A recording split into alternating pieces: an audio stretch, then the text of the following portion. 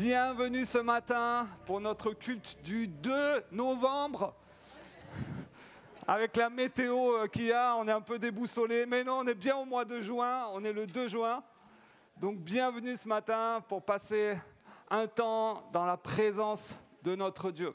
Alors sûrement vous avez été accueillis par notre super équipe accueil à l'entrée, n'est-ce pas? Et dans notre église, vous savez peut-être qu'on a l'habitude de dire qu'on a pas seulement une petite équipe, mais qu'on est tous l'équipe d'accueil. Alors je vous invite à aller voir une personne autour de vous pour la saluer, une personne peut-être que vous ne connaissez pas pour commencer le culte, parce qu'on a la joie aussi de pouvoir se retrouver tous ensemble. Allez, c'est parti, vous avez 3 minutes.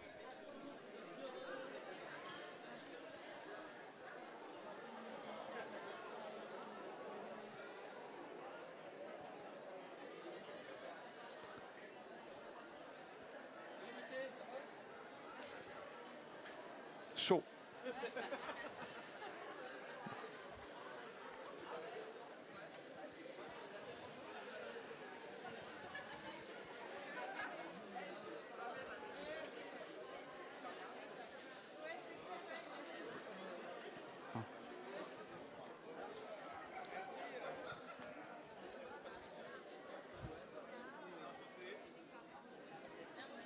Bonjour. Ça va, Michel? Yes. Ça va, madame?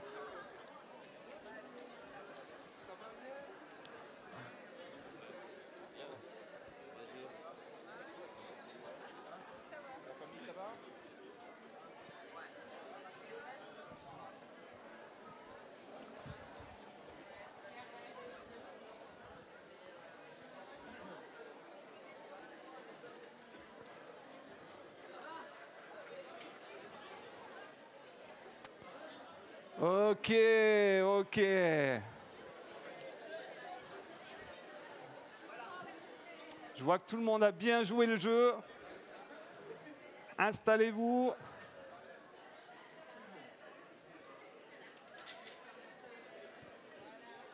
Quelle belle équipe d'accueil nous formons, hein, n'est-ce pas? Grosse équipe là. Grosse équipe. Alors ce matin, pour commencer notre culte,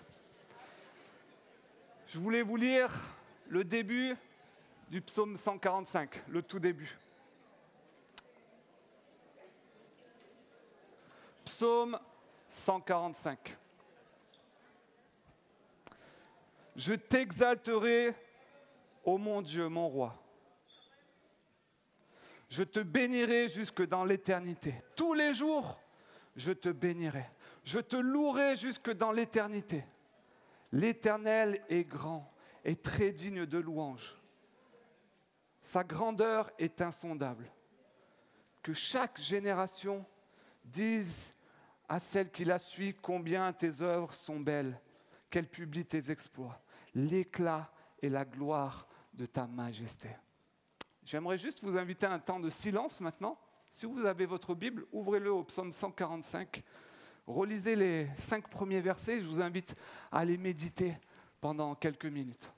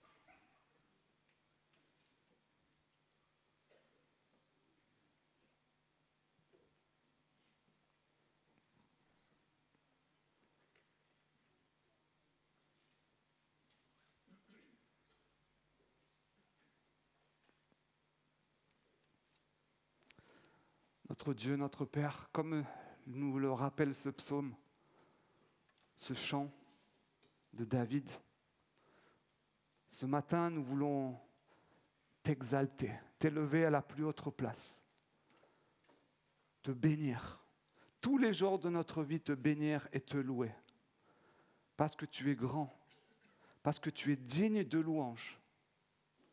Nous voulons le dire autour de nous, à tous les plus jeunes. Hier, nous avons entendu les témoignages des baptisés qui ont été impactés par leurs aînés, qui leur ont transmis cette foi en toi, cette confiance en toi.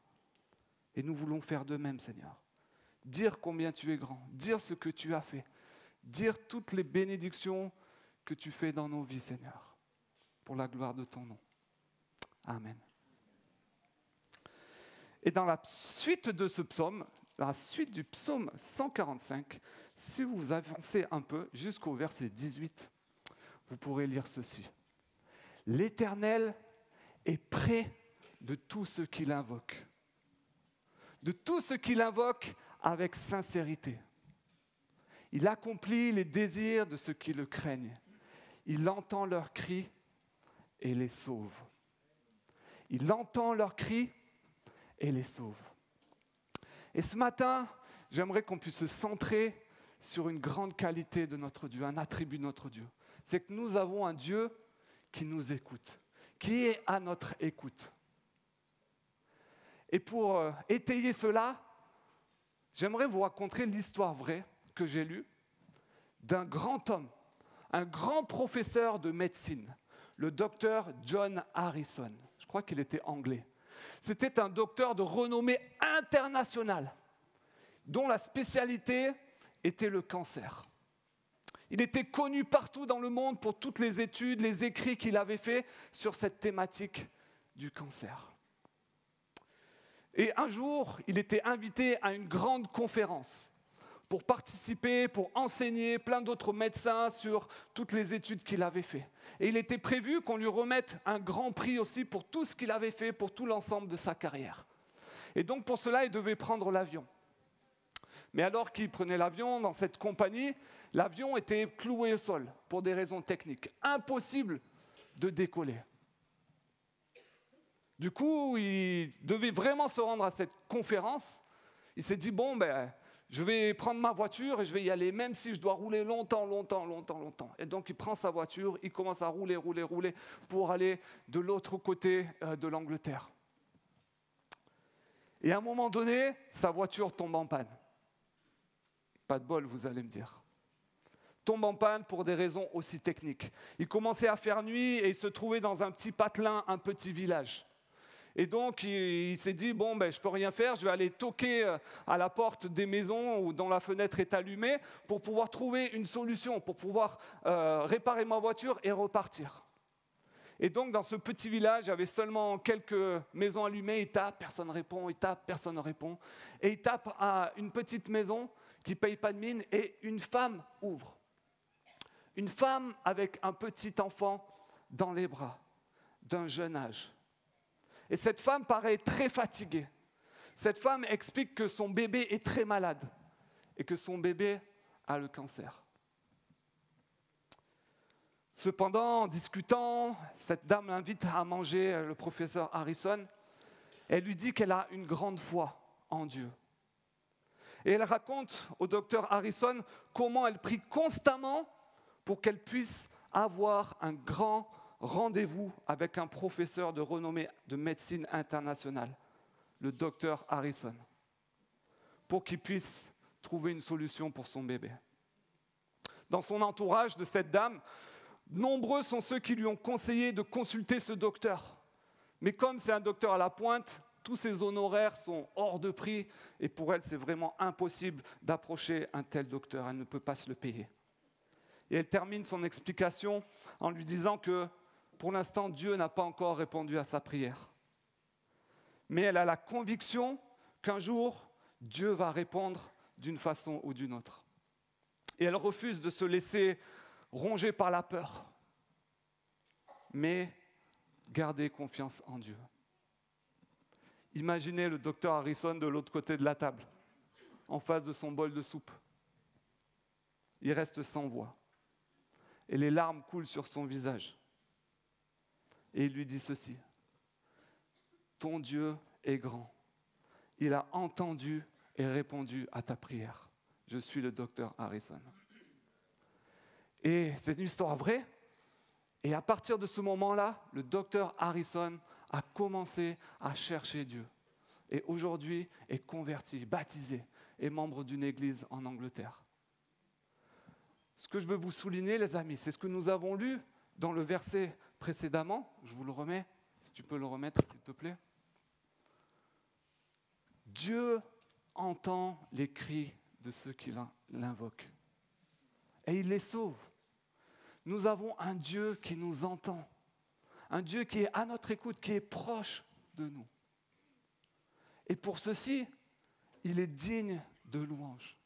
Il est digne que nous lui disions combien nous l'aimons. Parce qu'il est là. Alors que nous sommes là aujourd'hui, peut-être tout à l'heure on va avoir des temps de prière, peut-être vous allez lui parler, il vous entend.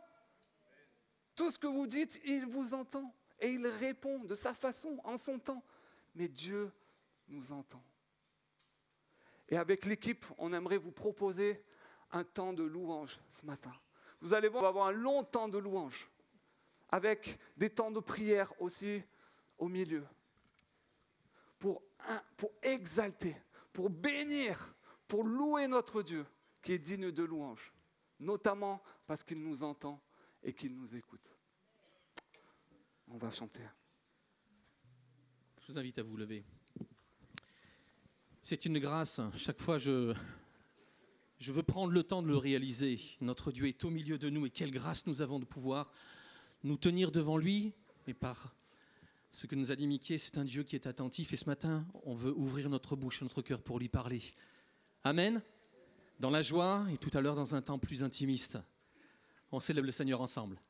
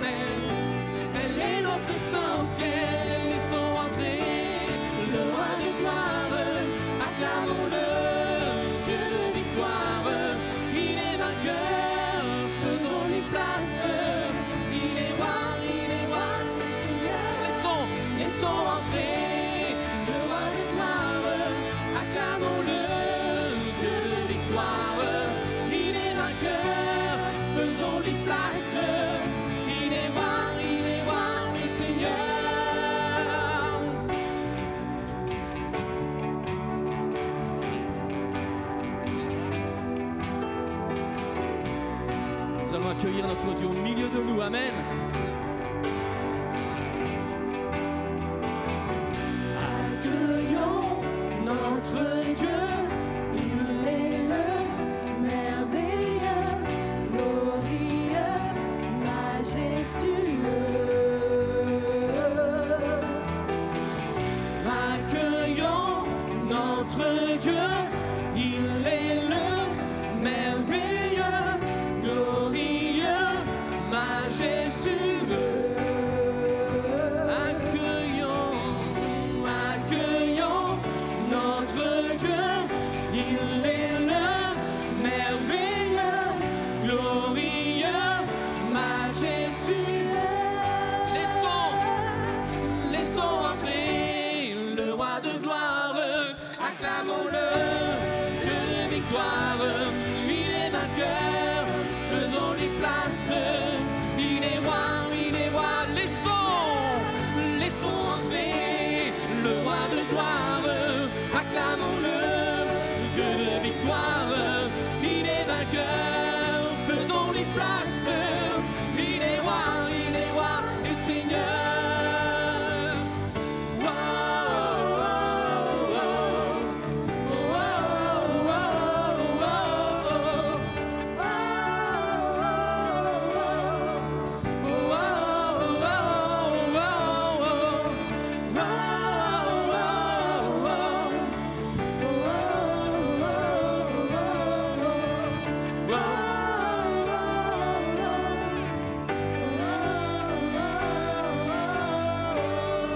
Quelle joie d'être dans la maison du Père.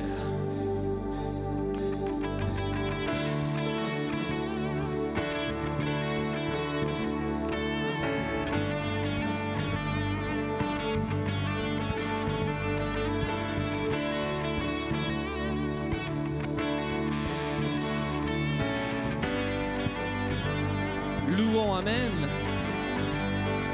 Louons le Dieu qui était, adorons le Dieu qui est, glorifions le Dieu qui sera à jamais. Il délivre les captifs, il ouvre la mer en deux, notre Dieu est victorieux. Quelle joie! Quelle joie dans la maison du Père, quelle joie dans la maison de notre Dieu. Nous élevons nos voix, nous ne nous tairons pas. Quelle joie dans la maison du Père, oui, il est présent parmi nous. Nous élevons nos voix, nous ne nous tairons pas.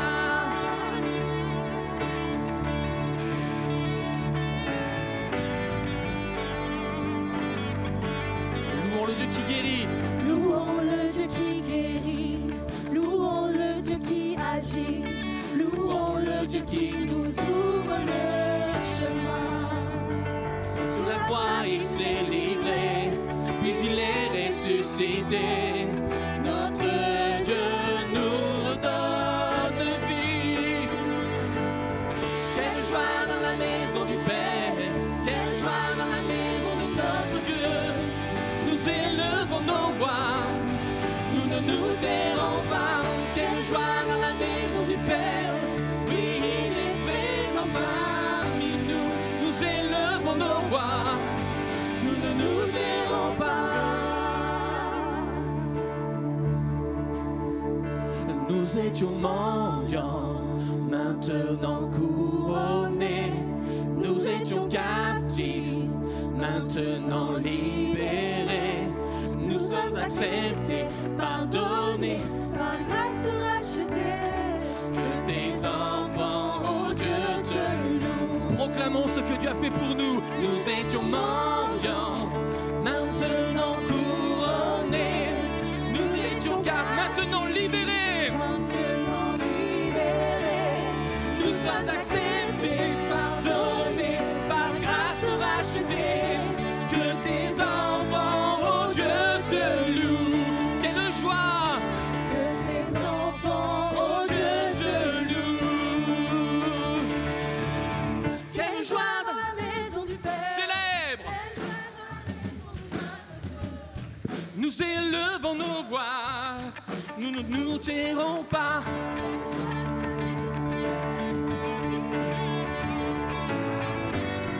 Nous élevons nos voix, nous ne nous tairons pas.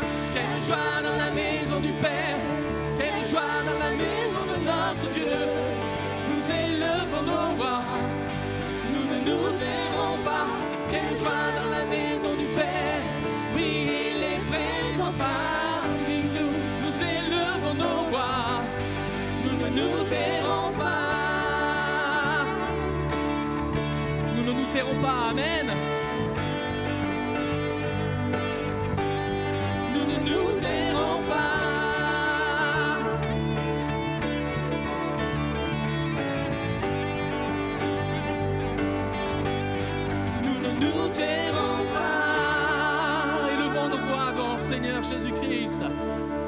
bénissons, Seigneur, pour ta présence au milieu de nous. Tu es véritablement ce Dieu qui entend nos prières et qui y répond. Quelle grâce il y a, Seigneur, de te connaître et de t'appartenir. Tu es fidèle en tout temps, quelles que soient les saisons de nos vies. Tu es celui qui intervient souverainement parce que tu règnes. Alléluia, nous te bénissons, Seigneur, de tout notre cœur.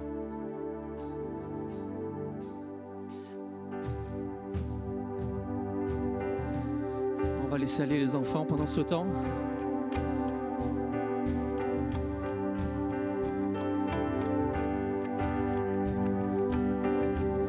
Et nous allons bénir notre Dieu parce qu'en tout temps, il est digne de confiance. Béni soit ton nom, là où tu donnes l'abondance et déverses ta bienveillance. Béni soit ton nom.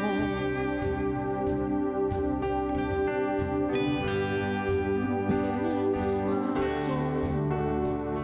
Que ma vie traverse un désert, que je marche en terre inconnue. Béni soit ton nom, amen. Béni sois-tu, Seigneur. Tes bienfaits font naître en moi des chants de louange. Et même au cœur de la nuit, Seigneur, je redirai. Béni soit le nom du Seigneur. Proclame, béni soit ton nom. Béni soit le nom du Seigneur. Béni soit ton nom glorieux.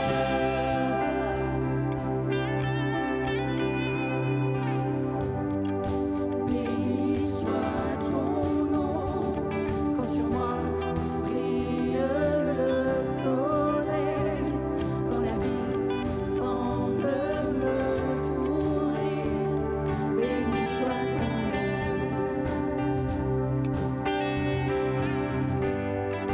Béni soit ton nom. Même sur le chemin de souffrance, quel que soit le prix, je veux l'élever, ma louange, amen. Béni soit ton nom. Tes bienfaits font naître en moi des chants de louange. Et même au cœur de la nuit, Seigneur, je redirai. Béni soit le nom du Seigneur. Béni soit ton nom.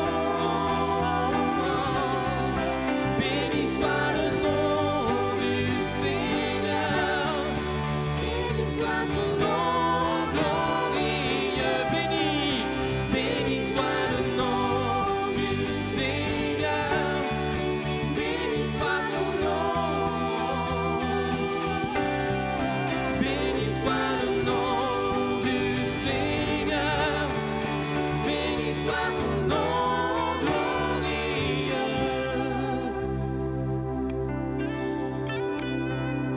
Tu donnes et tu reprends.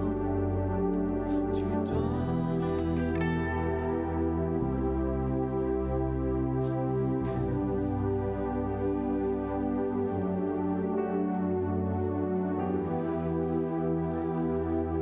et même quand tu reprends, Seigneur, tu donnes et tu reprends.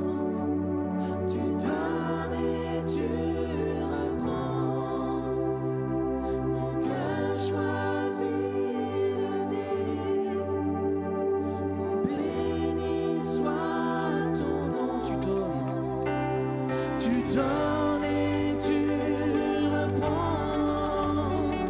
Tu donnes et tu reprends.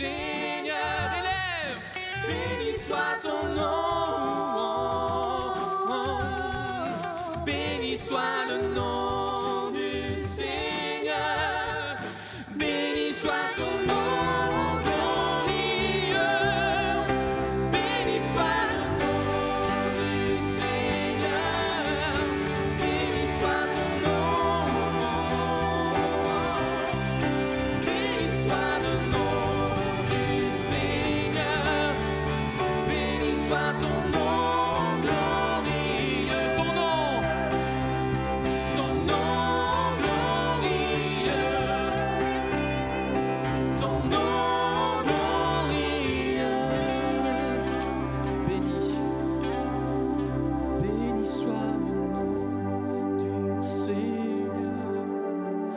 Béni soit ton nom. C'est notre choix. Béni soit le nom du Seigneur. Béni soit ton nom glorieux. Béni soit le nom par la foi du Seigneur, quelles que soient les circonstances. Amen. Béni soit ton nom. Béni soit le nom du Seigneur.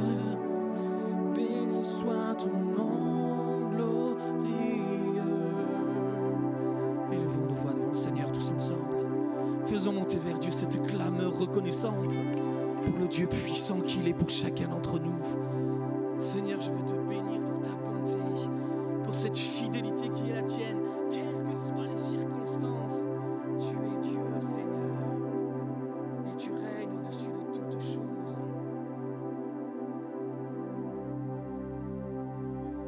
Alléluia. Que monte vers toi cette joyeuse clameur, quel que soit le nom du ciel. Gloire à toi.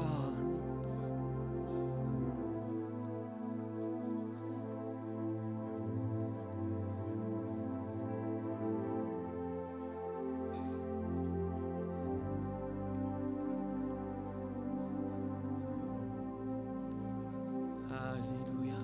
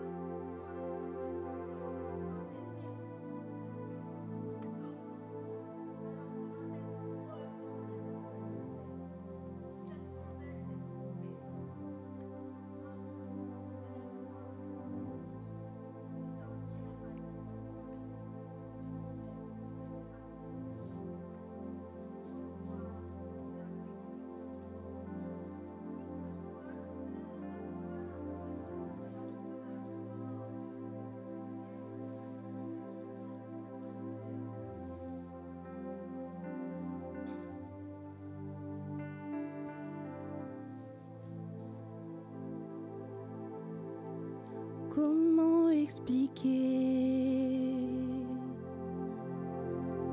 et comment décrire un amour si grand, si puissant que rien ne peut le contenir. Tu sais mes espoirs, Seigneur, tu sais mes craintes, et mes mots sont bien trop petits pour dire tout l'amour que j'ai pour toi. Alors entends mon cœur, Lève ta voix, Église. mon esprit qui te loue. Entends le chant d'amour d'un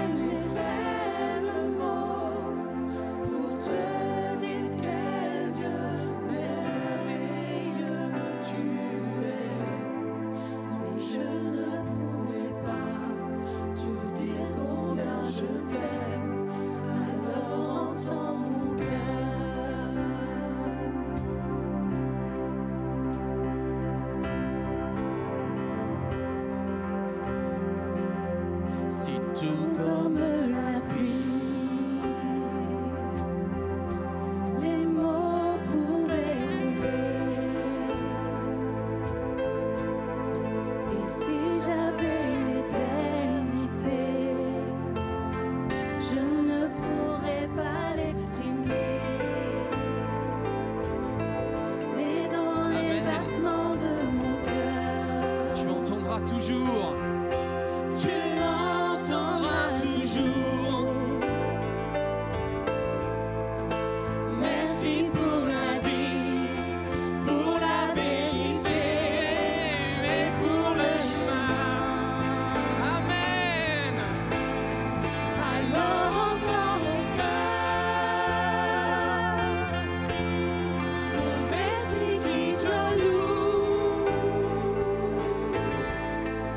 Entends le chant d'amour, de tout est racheté. Nous prendrons nos faibles mots pour te dire quel Dieu merveilleux tu es. Mais nous ne pourrons pas te dire tout notre amour. Alors entends Entends nos cœurs. alors entends nos cœurs,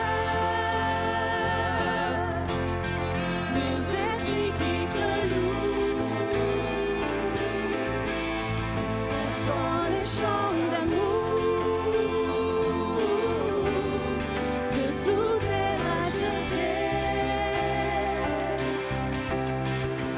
Nous prendrons nos faibles mots pour te dire quel Dieu merveilleux tu es. Et nous ne pourrons pas te dire tout notre amour. Alors entends mon cœur. Nous prendrons. Nous prendrons nos faibles mots pour te dire quel Dieu merveilleux tu es. Nous ne pourrons pas te dire tout notre amour. Alors entends mon Je vais vous inviter à prendre un temps de prière, les uns après les autres, par des prières courtes. Mettons en pratique ce que dit ce chant. Seigneur, avec les faibles mots qui sont les nôtres, nous voulons faire monter vers toi notre reconnaissance. Je veux te bénir, Seigneur, pour ta fidélité en tout temps. Quelle qu'ait été, Seigneur, la saison de ma vie, ta fidélité n'a jamais fait faillite. Tu as toujours été là. Et mon âme te loue ce matin pour cet amour inconditionnel, puissant et éternel. Amen. Amen.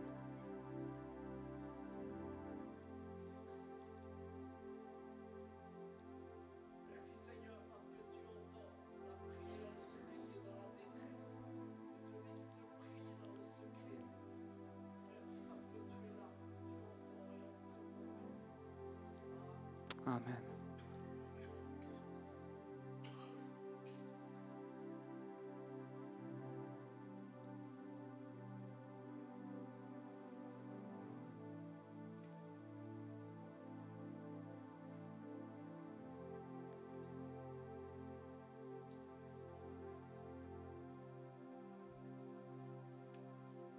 Amen.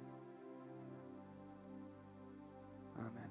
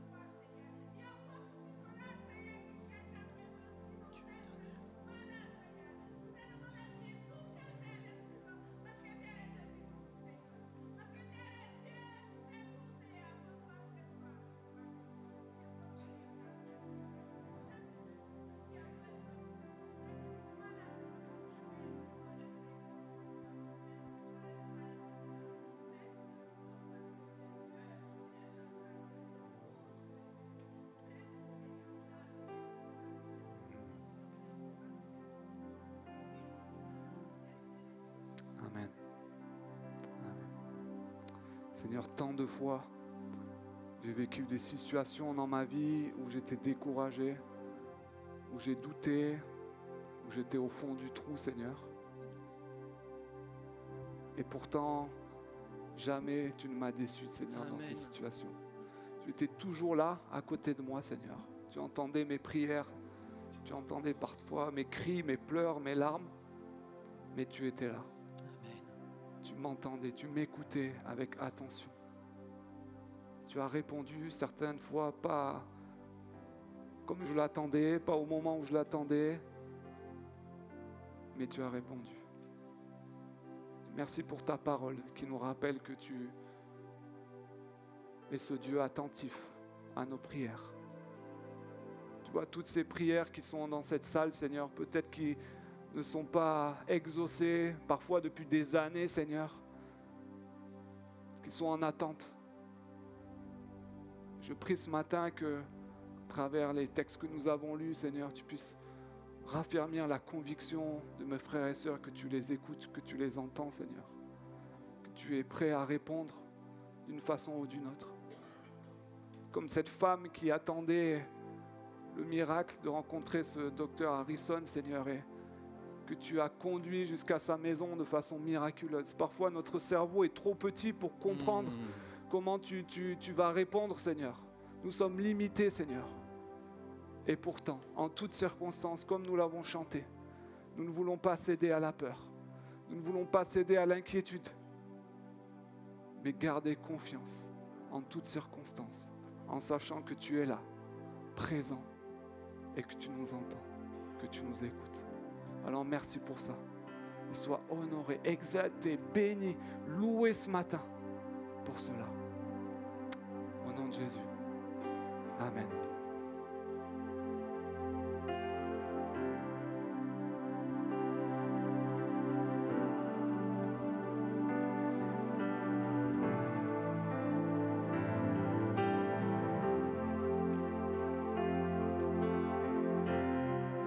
Nous voulons t'adorer ce matin pour qui tu es. Tu règnes.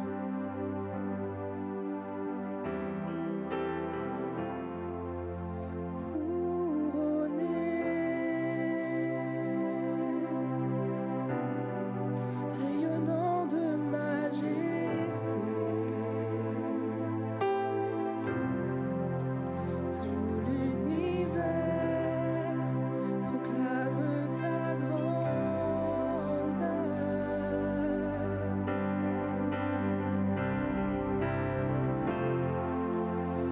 Glorifié par les anges prosternés, tu es assis à la droite du Père. Adorons ce matin. Jésus, merveilleux nom, qui est semblable à toi, ô Dieu. Jésus, ton précieux nom est digne d'hommage.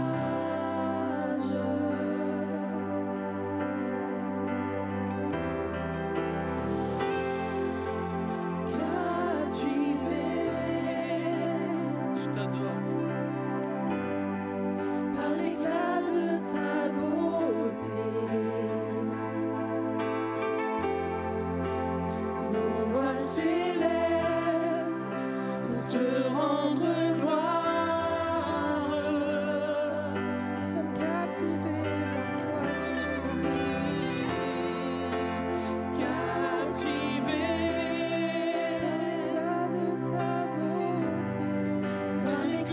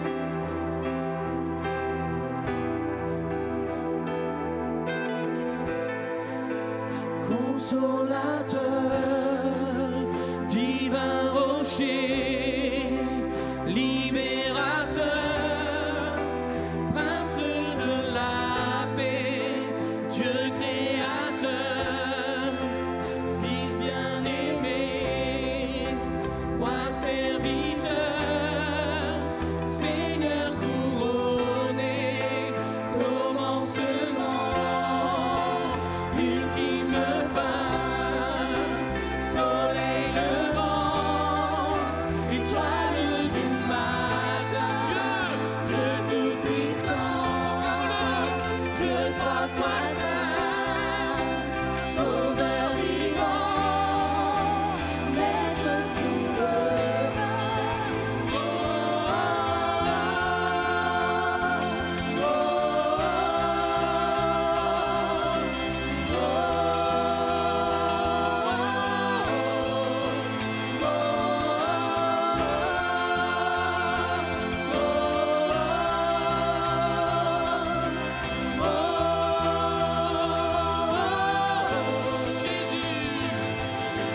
Jésus, merveilleux nom, qui est semblable à toi, ô Dieu. Jésus, ton précieux nom est digne d'hommage. Jésus, nous te glorifions. Jésus, merveilleux nom, qui est semblable à toi, ô Dieu. Jésus, ton précieux nom est digne d'hommage. Jésus,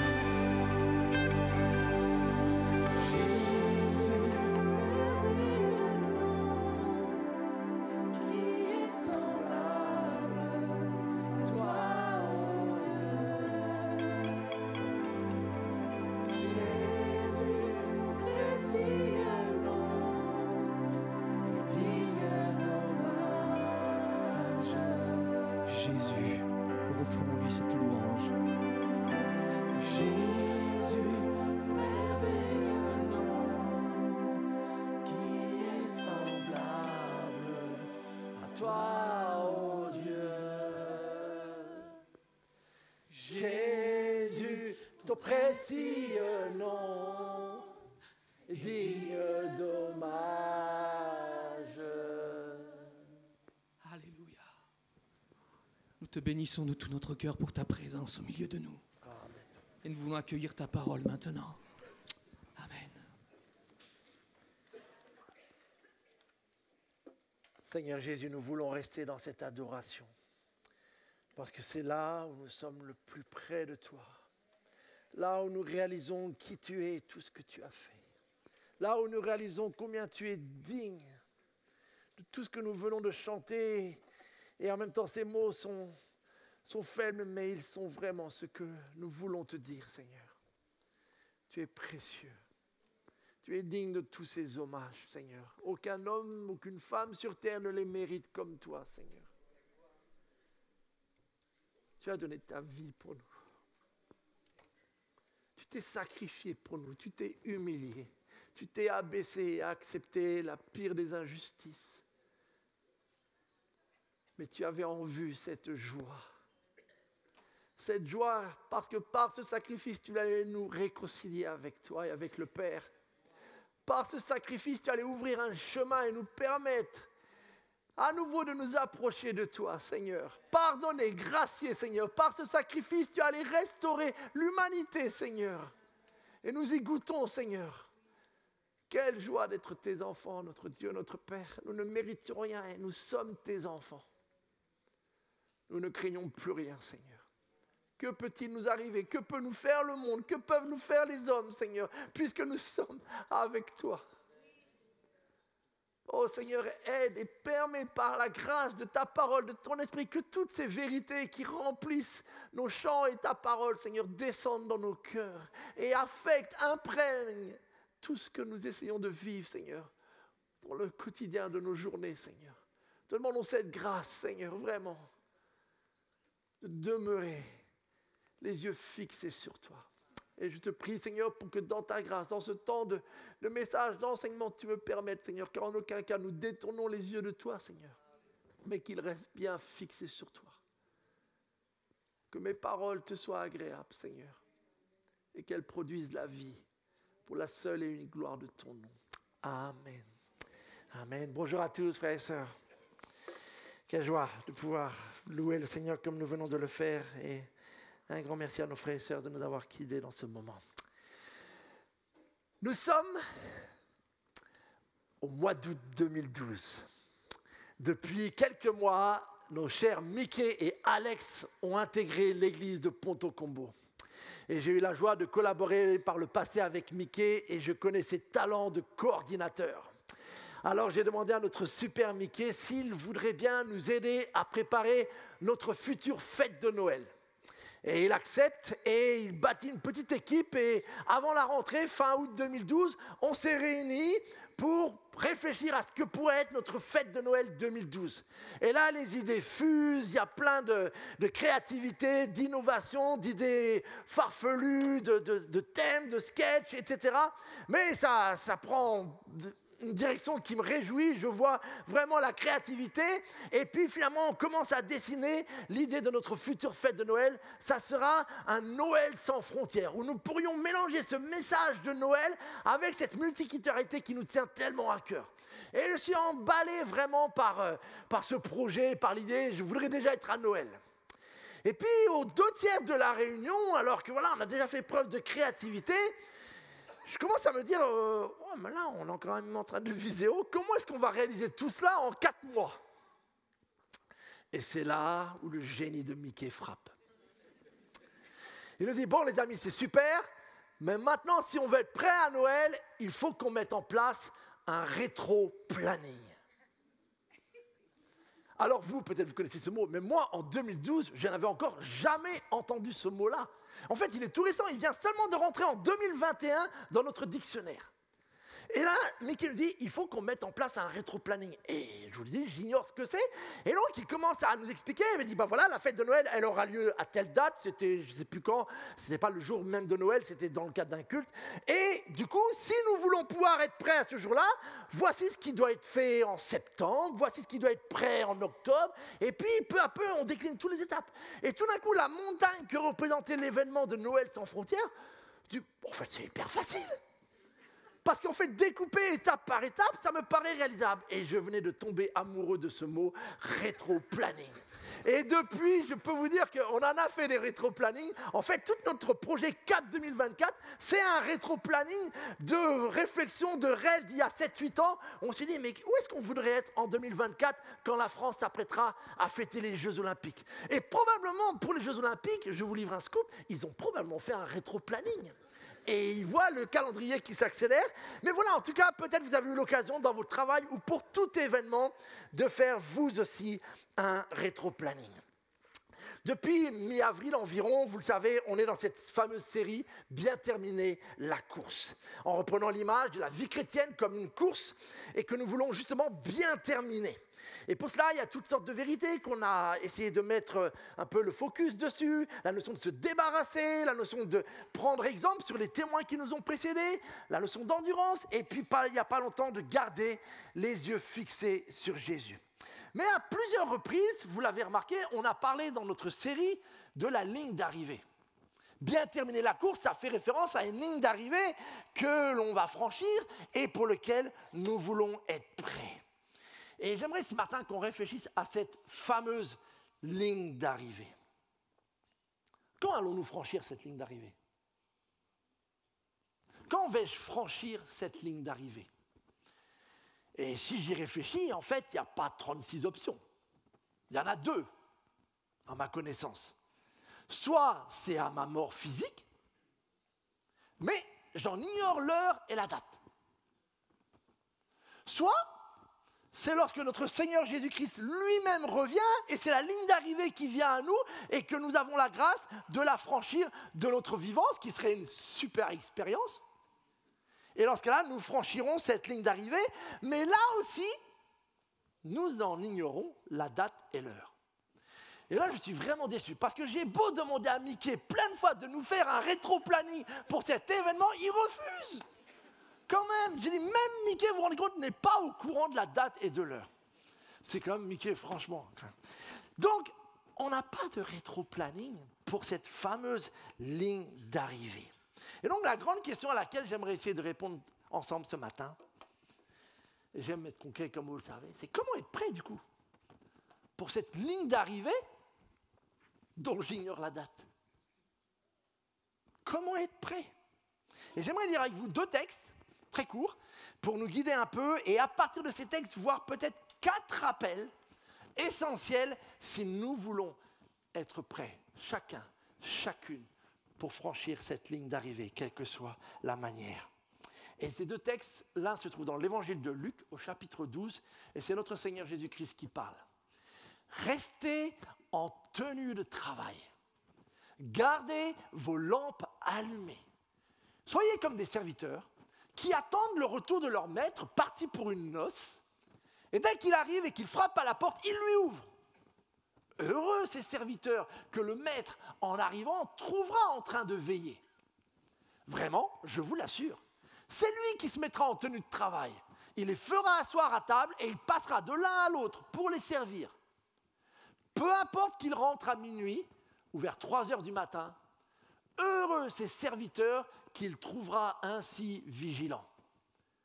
Vous le savez bien, si le maître de maison savait à quel moment le voleur va venir, il ne le laisserait pas pénétrer dans sa maison. Vous aussi, tenez-vous prêts, car c'est à un moment que vous n'auriez pas imaginé que le Fils de l'homme viendra. Et un petit verset dans une lettre de Pierre, 1 Pierre 4, 7, sur la même thématique, la fin de toute chose est proche. Menez donc une vie équilibrée, en faisant preuve de modération, afin d'être disponible pour la prière. Amen. Mon premier rappel, les amis, est une évidence, mais il y a des évidences que l'on peut négliger. C'est celle-ci. N'oublie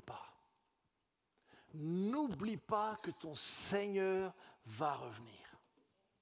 Le retour de notre Seigneur Jésus est une vérité incontournable de la foi chrétienne.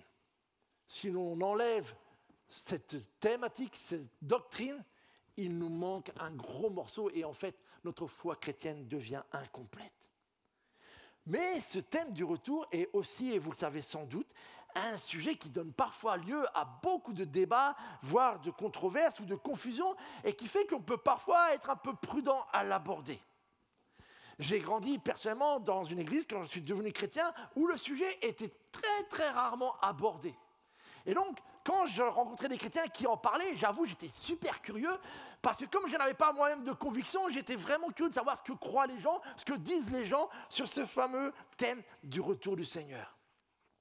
Quand je suis arrivé à l'Institut biblique, un de mes copains, lui, avait grandi dans une église où quasiment c'était le thème tous les dimanches. Et il avait tellement vu les adultes de son église s'étriper sur cette question-là, qu'il refusait d'aller dans une église où dès que le sujet était abordé, il partait. Il était tellement traumatisé par ses souvenirs de querelles, de disputes de son enfance, qu'il était devenu allergique au sujet. Et donc, entre ces 2 extrêmes, ne veut jamais en parler ou ne parler que de cela, il a, vous vous en doutez bien, un équilibre à trouver. J'ai lu cette semaine que selon certains théologiens, ils considèrent qu'environ 10 à 15% du Nouveau Testament aborde et touche en fait de près à cette thématique du retour du Seigneur et de la fin des temps. 10 à 15%. Et donc, rien qu'avec le livre de l'Apocalypse, qui est quasiment exclusivement consacré à ce sujet, ça représente ce pourcentage-là. Alors, c'est qu'un simple pourcentage. Mais je me suis dit qu'il y a peut-être une leçon avec cette histoire. Il y a un équilibre dans le Nouveau Testament et peut-être que la piste pour nous, c'est justement de garder ce sujet avec ce même équilibre. Ne jamais en parler, comme c'était le cas peut-être dans mon église d'enfance, ce serait manquer et se priver de 10 à 15% de l'enseignement du Nouveau Testament. C'est quand même énorme. Ne parler que de ça, Ça serait négliger tout le reste des 80-90%. Et donc peut-être cette histoire de pourcentage peut être une bonne piste. Nous devons en parler. Nous devons savoir, nous ne devons pas ignorer que notre Seigneur va revenir. Et pour ce matin, je veux réinsister. N'oublie pas, dans la manière dont tu construis et avances dans ta foi chrétienne, que ton Seigneur Jésus-Christ va revenir. Peu importe les différences d'interprétation, peu importe les différents avis sur la chronologie des événements qui vont le précéder. La certitude avec laquelle nous devons bâtir notre vie chrétienne, c'est que nous croyons à son retour. Nous croyons. Tout comme nous croyons à sa première venue, à ce qu'il a accompli, à ce qu'il a enseigné, nous croyons à la réalité d'une seconde venue. L'histoire de notre Dieu vis-à-vis de nous est loin d'être terminée. Un des plus beaux chapitres est encore à venir. Alors même si nous ignorons le jour et l'heure, nous devons vivre à la lumière. Notre espérance en dépend, mes amis. Ce retour, c'est notre véritable espérance, parce qu'au cas où vous ne le savez pas, une fois que nous allons sortir de cet lieu, ce n'est pas le paradis. Nous ne sommes pas encore dans cette réalité. Alors, n'oublions pas cela.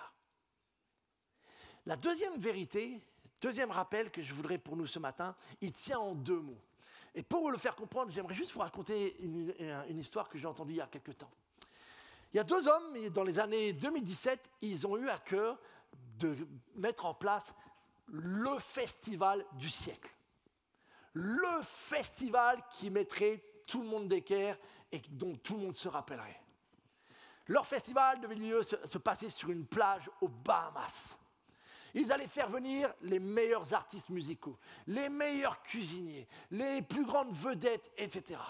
Ils allaient construire des chalets luxueux, la meilleure nourriture, tout allait être parfait. Le ciel sur terre.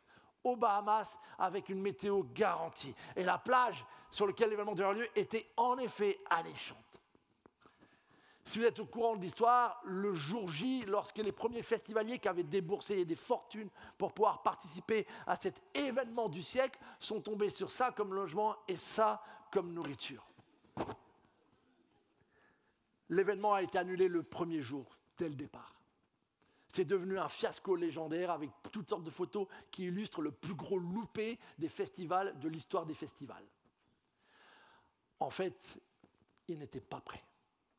Les 2 organisateurs avaient, alors consciemment ou pas, toujours est-il qu'ils ont fait 6 ans de prison tous les 2 pour escroquerie et dû débourser 26 millions pour rembourser tous les prestataires qui n'ont pas été payés, etc. En fait, ils n'étaient pas prêts.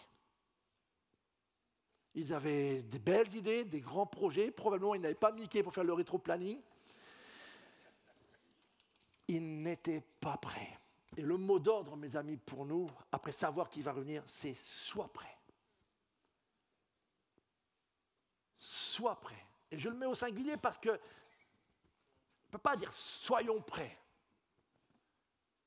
Je ne peux pas être prêt pour mon voisin. Mon épouse ne peut pas être prête pour moi. Sois prêt.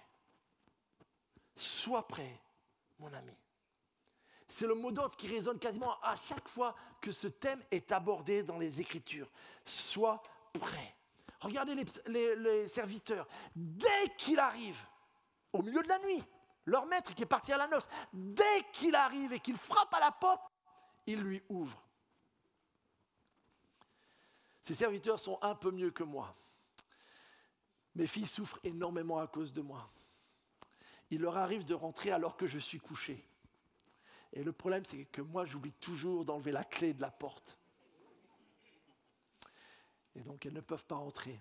Et entre le moment où elles arrivent et elles frappent à la porte, ou sonnent, ou téléphonent, et le moment où finalement quelqu'un de la famille se réveille et ouvre la porte, c'est pas aussitôt. Je ne suis pas prêt, je suis un mauvais père. Encore pardon mes filles pour hier. Sois prêt.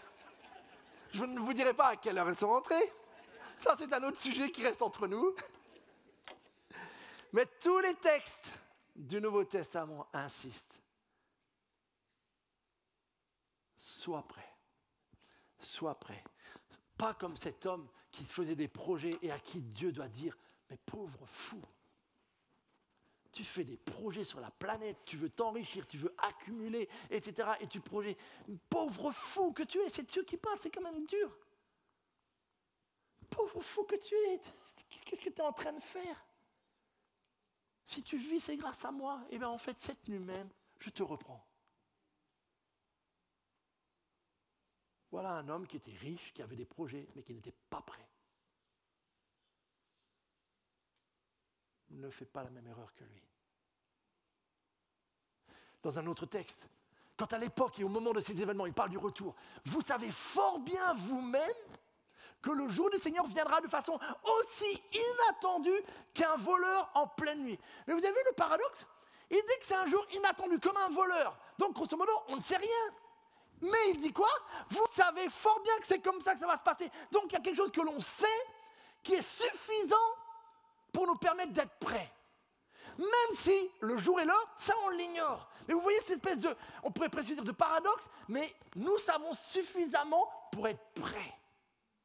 Le fait de ne pas savoir le jour et l'heure semble ne pas être un problème pour le Seigneur, ni une excuse pour dire « je ne savais pas que c'était aujourd'hui, donc je ne suis pas prêt ». Ça ne marchera pas. Et là, il faut qu'on comprenne, parce que c'est un des aspects durs de l'enseignement du Nouveau Testament, mais il faut le dire, il n'y aura aucune excuse possible.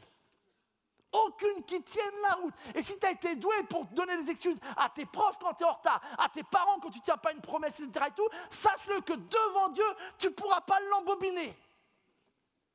Il n'y aura aucune excuse. Il n'y aura aucune seconde chance. Pas de purgatoire pour te rattraper, c'est une légende, ça n'existe pas.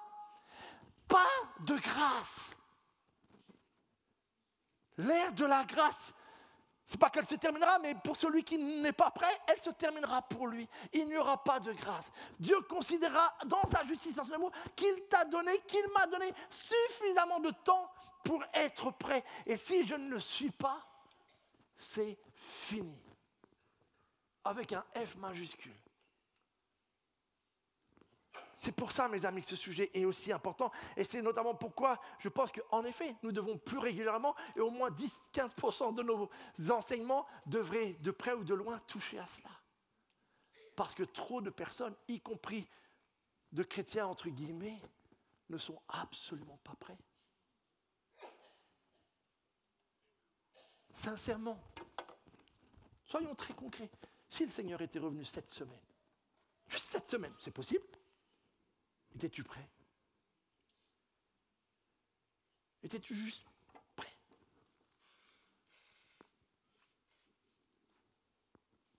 C'est une question que je me pose à moi aussi. C'est une question que la parole nous pose à tous, mes amis. Alors n'oublie pas qu'il va revenir et n'oublie pas cet appel à être prêt. Maintenant, je veux aller encore plus loin et vraiment répondre à ces questions. Mais alors du coup, ok Manu, là tu es en train de me faire peur et ce n'est pas mon but. Mon but, c'est de nous transmettre ce qui est dans la parole. Ce que je vous dis, c'est uniquement là. Ce n'est pas moi qui est en train de noircir le tableau ou je ne sais quoi. C'est dans l'enseignement de notre Seigneur Jésus-Christ. Maintenant, le Seigneur est concret et bienveillant. Il nous dit comment être prêt. Restez en tenue de travail. Vous ne trouvez pas que c'est bizarre? Rester en tenue de travail, quel est le rapport avec toute cette thématique?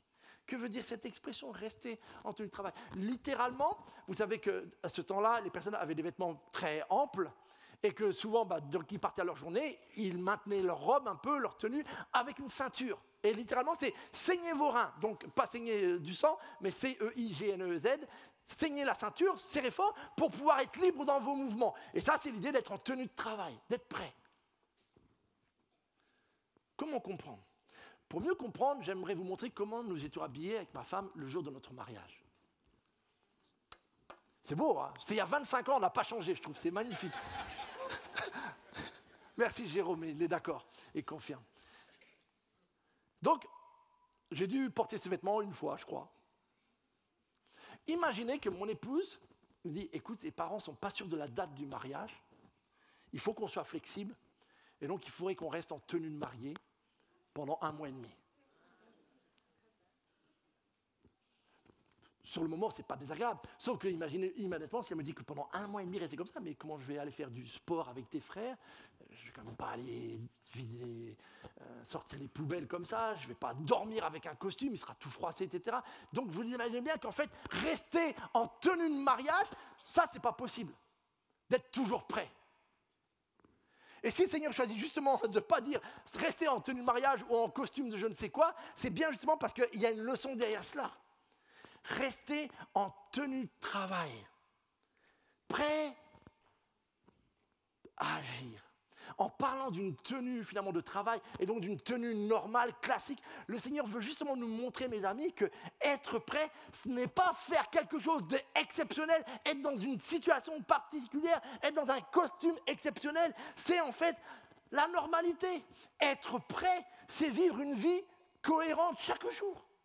Être prêt, c'est avoir ce vêtement qui symbolise que mon cœur, il est prêt.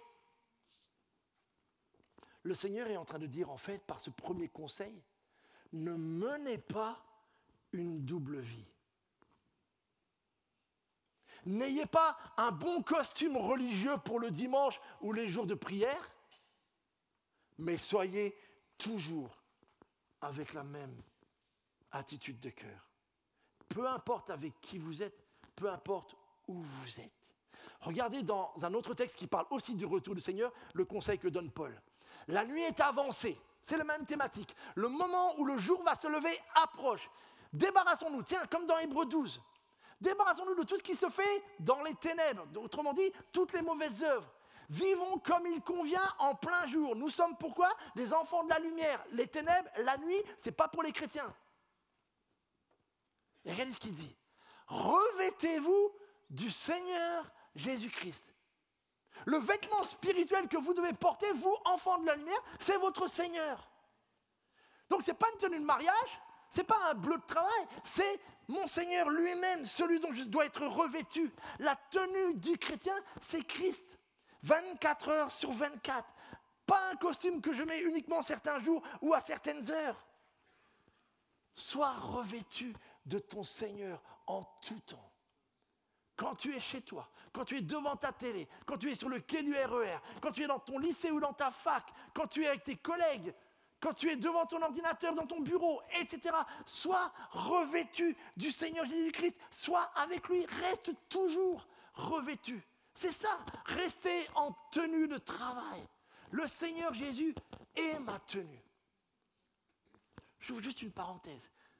C'est à cause de cet enseignement et un message que j'ai entendu quand j'étais gamin sur cela, que j'ai toujours choisi de ne pas avoir une tenue spéciale le dimanche. Je sais que certains, culturellement, et je respecte à 200%, aiment bien le dimanche s'habiller différemment.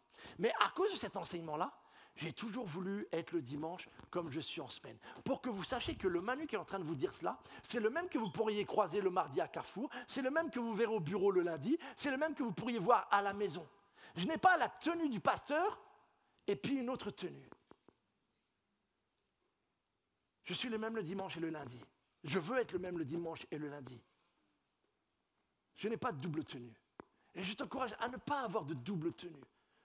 Parce que si tu commences à avoir une double tenue, tu auras aussi une double vie. Et avoir une double vie, c'est prendre le risque que le Seigneur vienne au moment où tu as la mauvaise tenue. Et là, tu régleras ça avec lui. Regardez ce qui est dit dans l'Apocalypse. Voici, je viens de nouveau comme un voleur. C'est pas cool, mais c'est comme ça à chaque fois. Heureux celui qui se tient éveillé et qui garde ses vêtements. Quand je dors, je m'endors toujours avec le psaume 23 dans ma tête et je me réveille toujours avec le psaume 16, verset 8. C'est comme ça que je me lève. Je reste Seigneur. Si Seigneur vient pendant la nuit, bon bah ça me réveille, ok. Mais je suis prêt. Je suis revêtu de toi, Seigneur. Pourquoi? Afin de ne pas aller nu. Et pourquoi il parle d'unité? Parce que c'est la honte. C'est la honte. En laissant apparaître sa honte aux yeux de tous.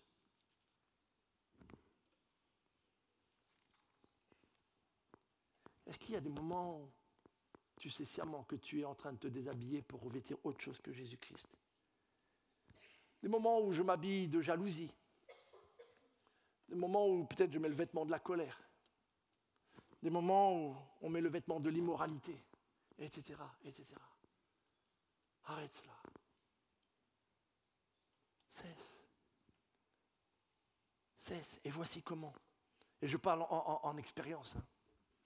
Un des prédicateurs qui a le plus façonné ma vie nous disait toujours, si vous tombez, si vous réalisez que vous êtes tombé, sois rapide à te repentir.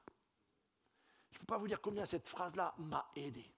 Parce que le problème, c'est que quand on sait qu'on n'a pas fait ce qu'on aurait dû faire, qu'on n'était pas bien habillé comme on aurait dû, et qu'on n'était vraiment pas revêtu du Seigneur Jésus-Christ, en général, quand j'étais jeune chrétien, il s'est écoulé un peu un laps de temps. Le laps où je me dis, je suis coupable, je ne suis pas digne. Le laps où je me dis, qu'est-ce que je fais? Je reviens au Seigneur, pas au Seigneur, et comment est-ce qu'il va m'accueillir? Et puis finalement, il s'écoule un certain nombre de jours avant que je réalise que j'ai un Dieu de grâce, de pardon, et que je dois juste lui demander pardon. Et juste à cause de ce message-là, il a raccourci ses délais radicalement. Et depuis cette époque-là, si je prends conscience que j'ai commis une erreur, si je prends et là, ça m'arrive très souvent, je laisse le moins de temps possible. Si le Seigneur m'a déjà fait comprendre, Manu, là, ce que tu viens de dire, va vite demander pardon.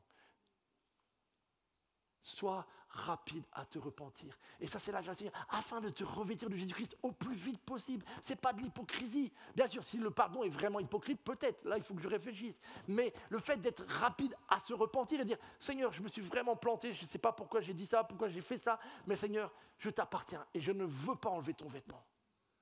Je te demande pardon. Et là, toutes les promesses de la parole me disent, revêts-toi de Jésus-Christ. Et on repart. Mais ne reste pas trop longtemps sans son vêtement. Parce que l'ennemi, là, s'amusera beaucoup plus et plus longtemps à te faire douter que tu peux être pardonné.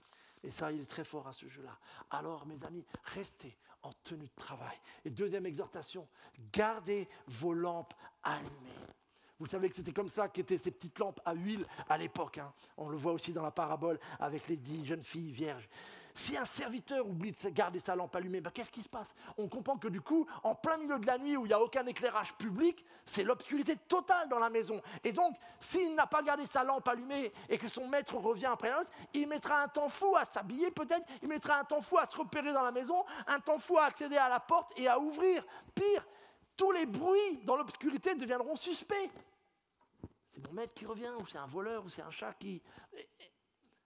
Et puis s'il se lève enfin et qu'il n'a toujours pas allumé sa lampe, c'est non. Vous savez bien que le propre de l'obscurité, c'est le fait qu'on ne distingue pas bien. Et c'est une illustration spirituelle pour nous parler de ce qui se passe dans le domaine spirituel.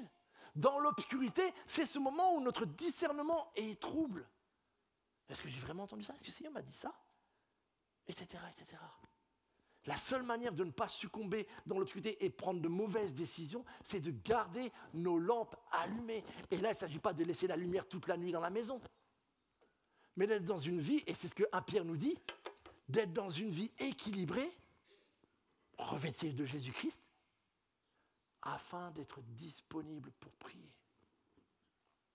Veiller sur la flamme de sa lampe, c'est une image claire, mes amis, pour nous encourager à entretenir la flamme de la prière dans notre vie. Sans la persévérance à une vie de prière, il est impossible, mes amis, d'être prêt pour le retour du Seigneur. Sans cultiver une vie de dialogue, de communion avec cette prière du matin au soir et parsemée de moments dans ma journée et puis de moments peut-être plus conséquents, mis à part dans ma semaine, il me sera impossible d'être vraiment prêt. Parce qu'il se pourrait que je ne reconnaisse même pas la voix de mon Seigneur. Mes frères et sœurs, mon vœu le plus cher, et durant tous ces 7 ans, Dieu sait combien j'ai été fidèle à prier pour cela, pour notre Église, d'être une Église qui prie plus. Mais je vais être plus précis, quand je dis une Église qui prie plus, c'est toi. Pour beaucoup d'entre vous, j'ai prié pour cela, prénom par prénom. Prénom par prénom. Pour que tu puisses développer une vie de prière plus profonde. Une communion avec ton Seigneur. Que tu puisses tendre vers cette image qui peut-être nous effraie, mais qui en fait est une belle chose, de prier sans cesse. C'est quoi de prier sans cesse? C'est en fait ne pas laisser ma communion avec Dieu être interrompue par quoi que ce soit. C'est ça l'idée de prier sans cesse. Je suis interrompu par des discussions, mais quand je suis en train de discuter avec mon épouse, avec mon voisin ou avec un collègue, ma communion avec Dieu, elle n'est pas interrompue. Mais si je suis en train de dire des paroles qui sont critiques, mauvaises, ou si je suis en train de me mettre en colère pour je ne sais quoi, ou faire quoi que ce soit de mauvais, alors là, ma communion avec le Seigneur, elle est sérieusement interrompue pendant un temps, jusqu'à ce que je reconnecte. Et la vie de prière est ce qui nous protège de toutes ces interruptions incessantes. Parce qu'il y a des interruptions parfois qui peuvent durer. Parfois entre 2 dimanches. Mon frère, ma sœur, mets du temps à part pour prier et apprendre à prier. Fixe-toi comme priorité d'alimenter cette flamme. Ce n'est pas les moyens qui manquent, ce n'est pas les livres qui manquent, ce n'est pas les outils qui manquent. C'est la volonté qui manque. Faisons une priorité. Vivons-le collectivement. Et vous savez, nos réunions de prière, elles ont pour but de nous encourager. On en aura une vendredi prochain que Mickey annoncera tout à l'heure. Et c'est le but, c'est d'alimenter. Et cela m'encourage de voir de plus en plus de jeunes. On a de plus en plus de jeunes, de teens, de jeunes adultes qui viennent. Et on est encouragés. Mais certains d'entre vous, soyez honnêtes, je ne vous ai jamais vu un vendredi soir. Alors ça ne veut pas dire que vous ne priez pas. Bien loin de là. Mais c'est dommage. Vous vous privez de quelque chose. Ça fait des années qu'on dit ça avec l'équipe pastorale, on ne l'a toujours pas fait. On s'est dit peut-être pour que les gens comprennent que le vendredi c'est vraiment tout sauf ennuyant, on devrait une fois faire un vendredi soir le dimanche matin. Pour que peut-être ceux qui ont vécu, je ne sais pas, un traumatisme de réunion de prière, ou qui pensent que c'est nul, ou qu'il ne se passe rien, etc. Chaque vendredi, nous commençons par des réponses à la prière. Parce qu'entre un mois, il y a la prière dans les groupes de maison et la prière, entre un mois, on a des réponses à la prière. On a des situations qui se déclenchent. C'est pas que tout, c'est un combat, c'est une lutte, c'est une persévérance. Mais il se passe des choses. Dieu répond à la prière. Vous savez, quand j'étais gosse, j'ai entendu tellement de fois des histoires comme celle que Mickey nous a racontées tout au début du culte. Mais à un moment donné, j'ai dit, stop Seigneur. Si c'est vrai pour eux, je veux aussi vivre la même chose. Parce qu'au bout d'un moment, en fait, ça me décourageait plus qu'autre chose. Et de plus, il m'a montré que ce qu'il a fait pour cette femme qui était remarquable, il a fait des variantes pour moi. Des moments où j'ai clairement pu voir qu'il a répondu. Peut-être pas aussi extraordinaire dans le timing avec un médecin qui vient comme cela, mais des choses que je considère tout aussi remarquables et que je sais que seul lui pouvait faire. Il faut que tu aies tes propres réponses, ta propre histoire, ta propre expérience pour commencer à comprendre cela. Et tu ne le pourras pas si ta lampe, au lieu de briller, de réchauffer ton entourage, elle est plus ou moins, il suffirait de faire ça, et c'est fini.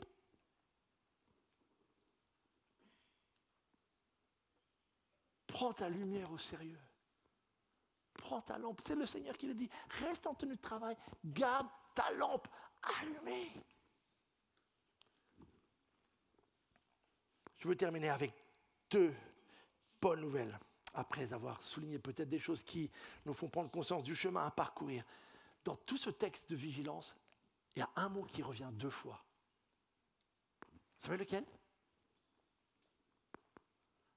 Ça m'a surpris moi-même parce qu'en fait, on lit ces textes-là sur ce qu'il faut faire le jour du Seigneur et finalement, je les ai zappés. Mais à 2 reprises, il nous dit « heureux ». Et ça, pour moi, c'est vraiment une très très bonne nouvelle parce que très souvent, lorsqu'on associe la notion de retour du Seigneur, on a plus l'impression que c'est lié à quelque chose de triste.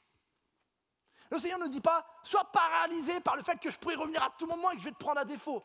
Il n'a pas dit « paralysé ». Il n'a pas dit « sois triste parce que du coup c'est fini ». Non.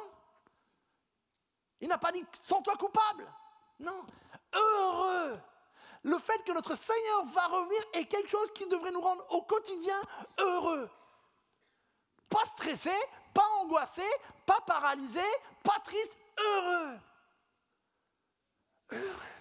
Parce qu'un jour, cela veut dire que nos larmes, nos tristesses, nos maladies, le deuil cesseront. Wouh! Ah, mais moi, je veux bien ça tout de suite. Hein. Seigneur, reviens maintenant, ça me va tout à fait. J'aurai de la peine parce qu'il y a encore quelques personnes qui me sont chères et qui ne sont pas au Seigneur et qui ne sont pas prêtes. Mais en ce qui me concerne, ça me va parfaitement. J'ai hâte d'être dans cette nouvelle création, hâte de pouvoir faire des randonnées en montagne qui seront peut-être moins pénibles au niveau des dénivelés. Non, bon, ça c'est un autre sujet. Mais je suis heureux à cette idée qu'un jour, toutes ces injustices qui remplissent... Franchement, des fois, quand on regarde les infos, moi, je pense toujours à cette phrase de Cabrel, j'ai parlé de ça il n'y a pas longtemps, il dit que tu es assis au bord du monde, dois pleurer de voir le monde tel qu'il est. Et franchement, il y a des fois, c'est vraiment ça qui... Je ne sais même plus comment le Seigneur fait pour pas à un moment donné dire ça. Allez, c'est fini. Jusqu'où on va aller à se faire du mal comme ça? Alors oui, heureux. Heureux ceux qui espèrent qu'il va revenir et qu'un jour, justice, paix s'installeront. Mais il y a une deuxième chose qui m'a surpris, et je termine avec ça. C'est ce que le Seigneur va faire pour ceux qui étaient vigilants, qui étaient prêts dès qu'il est rentré. C'est qu'il va se mettre lui aussi en tenue de travail et qu'il va servir nous, toi et moi. Alors, je ne veux pas tirer plus de conclusions qu'il ne faut de ce simple verset, mais il n'y a que Luc qui dit cela, qu'il y a ces renversements et que le Seigneur, comme s'il était tellement touché, comme si peut-être nous, parents, on voit que nos enfants ont vraiment fait quelque chose qu'on attendait d'eux, et du coup, maintenant, on a envie de dire, ok, allez, c'est super, vraiment, je vois que vous avez été digne de confiance et j'ai envie de faire cela pour vous. Qu'est-ce qu'on fait? Eh bien, le Seigneur, voilà comment il va agir envers nous, les amis. Tellement heureux de nous voir que nous étions prêts, que nous étions dans cet équilibre, revêtus de Christ, heureux de son retour. Ok, laisse-moi te dire que maintenant, c'est à moi de te servir. Pas au sens de larbin, bien évidemment, mais c'est à moi de prendre soin de toi maintenant. Et être servi par le Seigneur, ça devrait être sympa quand même, comme expérience. Je pense que même le Fouquet ne devrait pas égaliser. Non, mes amis, en tout cas, pour terminer, 4 appels. N'oublie pas qu'il va revenir. Sois prêt. Reste revêtu de ton Seigneur Jésus en tout temps. C'est ta tenue de travail. Et garde ta lampe allumée. Amen. Et si ta lampe vacille, viens refaire le plein d'huile vendredi. On a ce qu'il faut. Notre Dieu, notre Père, à nouveau nous regardons à toi et à nouveau nous voulons te demander dans ta grâce, dans cette course de la vie chrétienne, de pouvoir être nous aussi avisés, sages, disciplinés et équilibrés dans notre vie.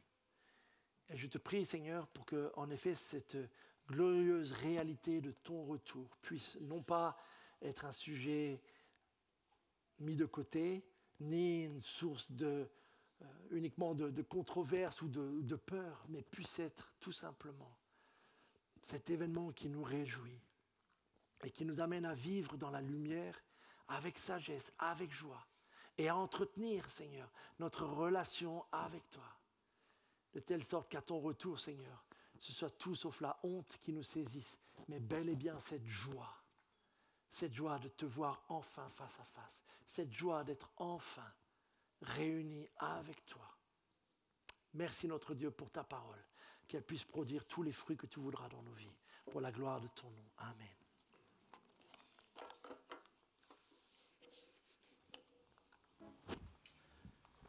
Pour terminer ce culte, je vous invite à vous lever. On va prendre ce chant qui nous dit « Je vois le roi de gloire ».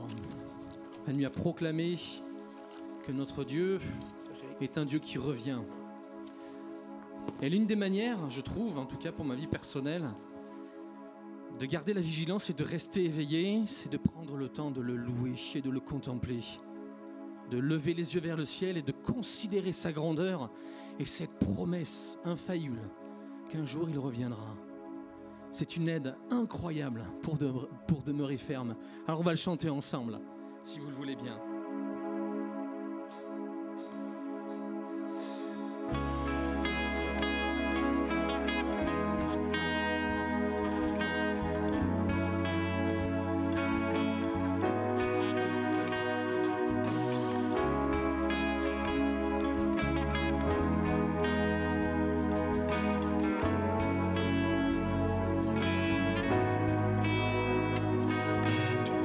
Je vois le roi de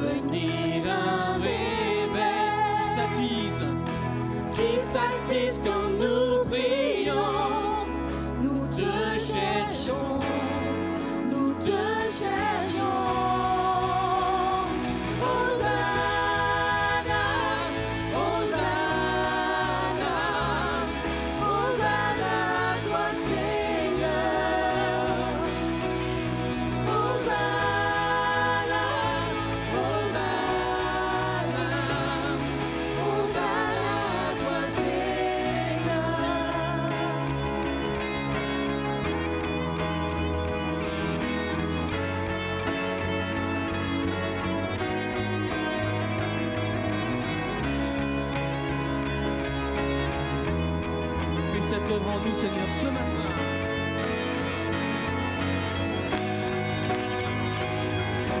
Prends mon cœur et rends-le pur. Ouvre grand mes yeux à ta vérité. Montre-moi comment aimer comme tu m'aimes.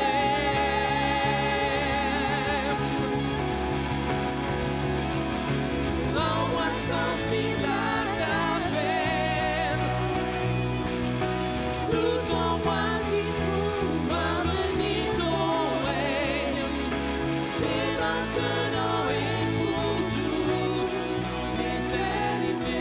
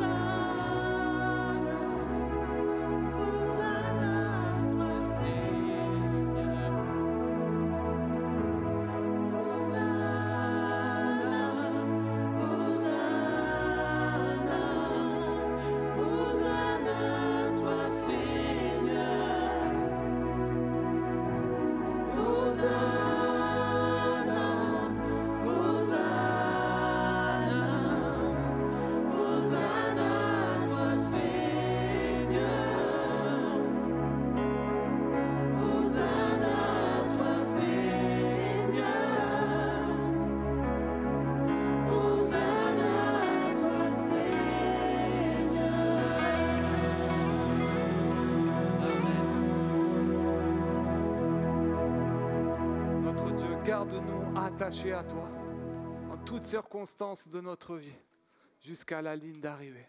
Que ce soit notre mort ou le retour de ton Fils Jésus-Christ. Amen. Amen. Quelques annonces pour terminer.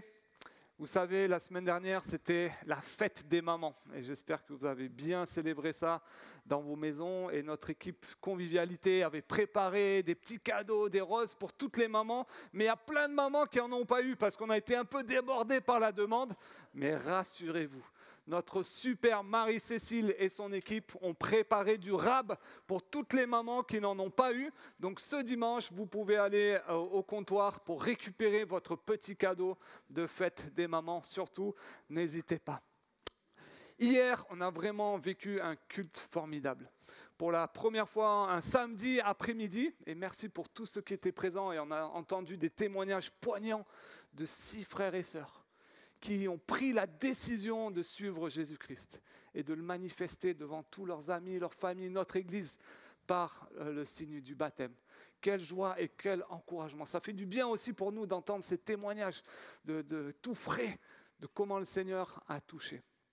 Et il y a eu un message spécial pour toutes les grand-mères qui ont impacté la vie de jeunes filles et jeunes hommes qui étaient là. Donc c'est un message pour nous aussi, comme on l'a lu dans le psaume tout à l'heure, de transmettre aux générations, de transmettre toutes les bénédictions, tout ce que Dieu a fait aux plus jeunes que nous. Donc voilà, c'était un grand encouragement et on se réjouit déjà de pouvoir vivre un autre culte de baptême, cette fois le premier dimanche de juillet. Autre annonce, c'est que vous avez vu, on a notre super team librairie qui est présente aujourd'hui, comme tous les premiers dimanches du mois. Et aujourd'hui, on a une opération spéciale pour les livres de l'été. Ça fait un petit moment qu'on n'a pas fait ça dans notre église, mais on le faisait avant. On proposait des livres ou un livre à lire pour toute l'église. Et on en reparlait souvent dans les messages qui étaient abordés pendant l'été. Et cet été, nous aimerions vous proposer de lire un de ces livres ou les deux, Courageuse ou Fort, qui raconte la vie d'hommes et de femmes qui sont des héros ou des héroïnes de la foi, qui ont impacté le monde autour d'eux, qui ont vécu des choses fortes et intenses. Il y a plein d'exemples précis d'hommes ou de femmes, récits d'hommes ordinaires que Dieu a équipés de sa puissance extraordinaire. Et tous les mercredis de l'été, nous aurons un temps de partage, un temps d'échange autour d'un personnage de ces livres, d'un héros ou une héroïne de la foi. Donc, à la librairie, il y a 50 exemplaires de Courageuse et de Fort à disposition. Donc, allez les acheter. Et s'il n'y en a plus déjà, commandez-le et vous l'aurez dimanche prochain.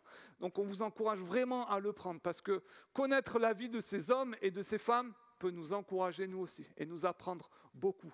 Donc courez à la librairie pour être les premiers à acquérir ces bouquins et sinon commandez-le et puis on mettra votre nom sur une liste et vous l'aurez rapidement. Donc les 2 livres sont à 12 € alors que d'habitude ils sont à 18. On a pu négocier un prix spécialement, donc allez-y rapidement. Autre information, et Manu en a parlé, c'est que vendredi on va avoir notre soirée de louange et de prière. Peut-être que c'est l'occasion de venir pour toi pour la première fois à cette réunion de prière. Note-le dans ton agenda. Ne te laisse pas déborder par toutes les choses qui arrivent à la fin de la semaine pour être présent à 20h vendredi. Et on prendra un temps spécial en cette fin d'année scolaire justement pour remercier, pour avoir des temps de reconnaissance pour tout ce que Dieu a fait pendant cette année, mais aussi lors de nos 7 dernières années de notre CAP 2024. Donc on aura des témoignages, des temps de prière. Rassurez-vous, ce ne sera pas ennuyeux. Vous n'allez pas vous endormir sur votre chaise, mais ce sera passionnant et dynamique. Dimanche prochain, le 9 juin, on aura notre repas entre amis, comme on l'a une fois par mois, où chacun mène des choses, on partage. Souvent, il y a des tables presque jusqu'à l'extérieur ou même jusqu'ici dans la salle de culte, donc c'est toujours un bon moment. Donc ça aussi, notez-le dans votre agenda. Cette fois, je me projette plus loin dans le mois de juin, mais c'est des dates à retenir et surtout pour vous, messieurs. Il va y avoir une rencontre entre hommes et vous devinez un petit peu le programme avec l'image qu'il y a. Donc le samedi 15 juin, il y aura une rencontre conviviale pour vous, messieurs, les hommes. Donc la rencontre n'aura pas lieu ici, mais au parc de Noisiel, à 13h. Donc le rendez-vous est directement donné au parc de Noisiel. Si vous n'allez pas, vous allez voir notre frère Kevin qui sera à l'espace Bienvenue pour prendre les inscriptions, pour vous donner toutes les infos. Si vous n'avez pas de véhicule, on peut organiser du covoiturage aussi. Donc notez-le spécifiquement à l'inscription. Comme ça, on prendra soin de vous pour vous transporter jusque là-bas. Donc il y aura des bonnes choses à manger, physiquement, mais aussi spirituellement, je vous rassure. Et autre info, c'est qu'une date à noter aussi, c'est qu'en espérant qu'il y ait du soleil d'ici la fin juin, là on prie pour ça aussi, c'est une réponse qui n'a pas été encore exaucée, mais il ne saurait tarder. Donc dimanche 30 juin, on aura, comme on fait chaque année, un culte de reconnaissance, où on veut vraiment remercier Dieu pour tout ce qu'il a fait cette année. Et comme on arrive à la fin de notre CAP 2024, on va faire un flashback sur les 7 dernières années.